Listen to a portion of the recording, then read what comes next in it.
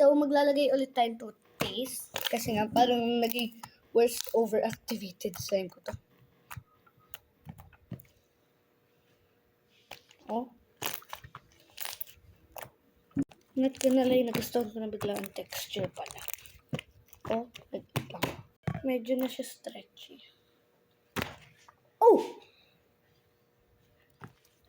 Oh my God. So, i-clean up ko lang yung table. Nalinis ko na! Nalinis ko na! So, ilalagay natin dito ay wala naman nakalagay kung saan ito galing. Sakit, tamamayang nagkakit ka. Parang magsusuk. Uy, parang magbabash sa akin, no? Bota po talaga ako. Grade 4 pa lang talaga ako. Please, wala po magbabash sa akin. Content creator lang ako. Telling that, nagsasabi lang po ako din ng truth sa mga bawal sa slime. Pwede sa slime. Alam ko, bawal sa slime yung ano. Ay, nakalimutan ko ata na bawal sa slime yung toothpaste. Sabi nila, may nagsabi na eh, bawal daw. Eh, bakit? Tsaka shaving foam? Ganda kaya ng shaving foam sa slime. Tsaka ng toothpaste. Lalo na kapag overactivated. Ah! Parang bawal siya sa clear slime.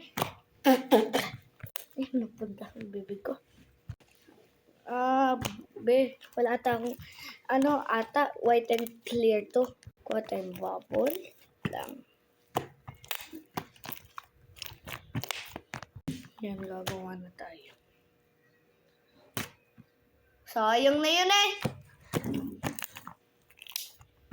Linisan ko lang to. Okay na? Hindi ko maalala ko ano yung biggest slime bubble ko na nagawa at saan ako. Kasi nga nagdadala din ako sa paralan. So, nasa private ako. Yung iba kasi madaming nagpa-public bawal. Kasi sa kapatid ko yung public. Kasi nga, strict teachers Ganda kaya yung uniform sa private din. Kaso may dress code pa yun.